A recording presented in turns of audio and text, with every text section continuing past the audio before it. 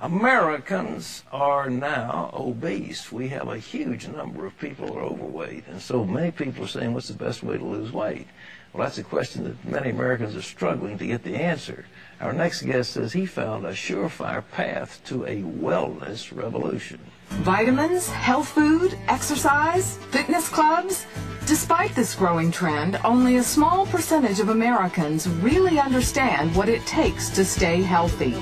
In 1996, Paul Pilzer, a world-renowned economist, became interested in the field of health and made some significant discoveries of his own. He then wrote the book, The Wellness Revolution. 61% of our population is overweight. And worse than that, 27% is clinically obese. That's overweight at a point where you don't know where to turn. Through his scientific research, Paul found out what you need to know to move from sickness and obesity to vibrant well-being. Paul Zane Pilzer is joining us to share some of his secrets of staying fit. It's in his new book called The Wellness Revolution. And there he is looking like Yul Brynner on the cover, just ready to start in The King and I. Paul, it's good to have you with us. It's great to be here, Pat. You are trained as an economist, an economic advisor on a couple of presidential administrations. What got you into wellness, fitness? Well, the same reason I became an economist. Growing up as a child of immigrants in the 1950s in Brooklyn, everyone wanted to know about economic issues.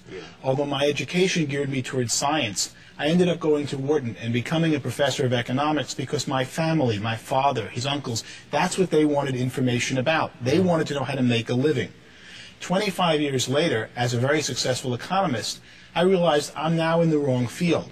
What people mostly need in the United States, the number one problem today, is health. As evidenced by the fact that 61% is overweight and 27% of our population, that's 77 million Americans, are clinically obese. That's shocking, isn't it? It's even more shocking to look at the trends.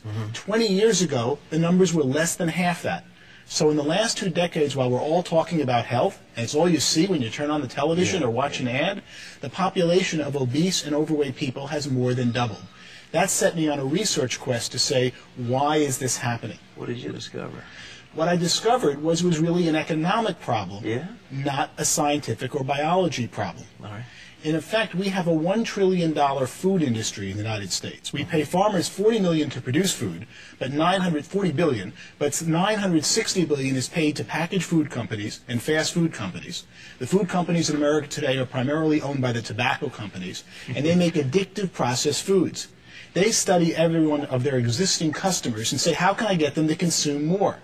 The fast food restaurants know that if you're overweight, you consume 50% more at the cash register and only take up roughly the same amount of space. Wait a minute. If you're overweight, you consume 50% more. You buy Absolutely, and you see it by portions of what people eat. So they study American consumers like rats in a laboratory. You have a favorite Christian singer, and all of a sudden you feel good about a certain addictive fast food. Guess who sang the commercial that's in the back of your mind when you go to buy it at the checkout counter? They study Americans like rats to increase consumption of their food products, and in doing so have more than doubled obesity and overweight in the United States. This is unbelievable, because we have a health problem that's crowding $1.5 trillion. It's run away, and obesity is one of the major causative factors: heart disease, high blood pressure, so on. Everything, and really most of our medical problems today that are non-pediatric or non-geriatric stem from being overweight and obese. So as I studied it, I realized that the answer was an economic problem had caused being overweight and obese. As I studied it, I saw America ready for a revolution, a wellness revolution, and that there was a new industry emerging called a wellness industry. We spend $1.5 trillion on medicine, which is really the sickness industry. That's right. It's not really health, it's about when you get sick, they treat the symptoms of your disease. We currently spend, and that's what amazed me the most, $200 billion on wellness, fitness clubs, healthy foods, vitamins and supplements. Most of that didn't exist. When I ran the numbers, I could see that the $200 billion wellness industry, which is primarily today upper-class baby boomers who are consuming them.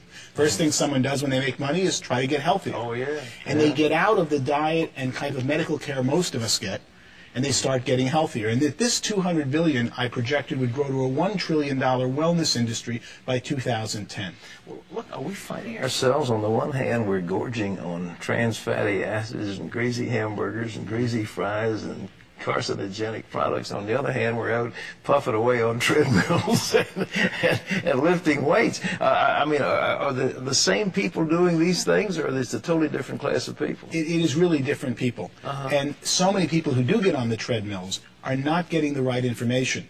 The problem is that the food industry controls, in effect, our television. Look at most commercials today for television shows are food companies. Sure.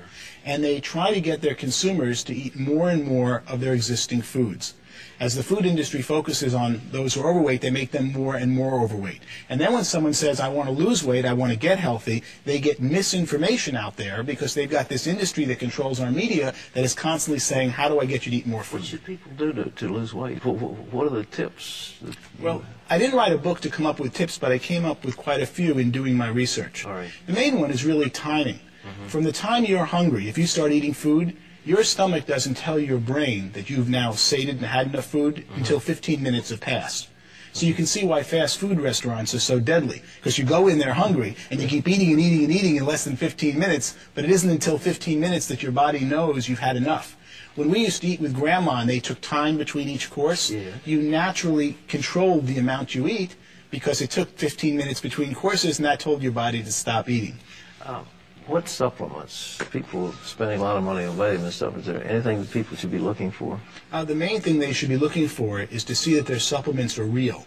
1/3 of the supplements that you purchase today in the store are not in the bottle what says on the label, because supplements are an unregulated industry in this country. There are several companies that just buy supplements and rate them just for what's in the bottle, and most of the times what you're getting, or about half the times, you're not getting what's on the bottle. So you've got to find a brand that has in the bottle what's on the label. The wellness revolution, how to make a fortune in the next trillion-dollar industry. Where do people make money in this thing? Well, that's what I started to discover.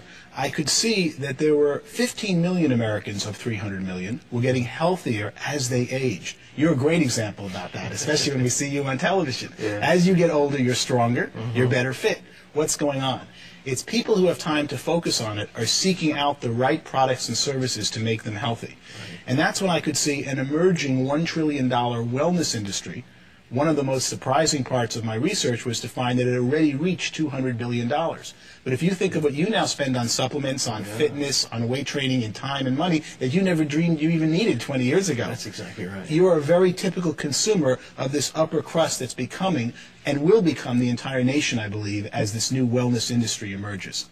Well, boy, I hope you're right. But so, ladies and gentlemen, how you could A, be well, and B, make some money at the same time. This book, The Wellness Revolution, where you can get it? It's by Wiley Press. Is it available in bookstores? Should be in every bookstore around the country. Bookstore. Paul Zane Pilzer, thank you so much for being with us. Thank you very much. It's a real honor to be here. Terry, what's next?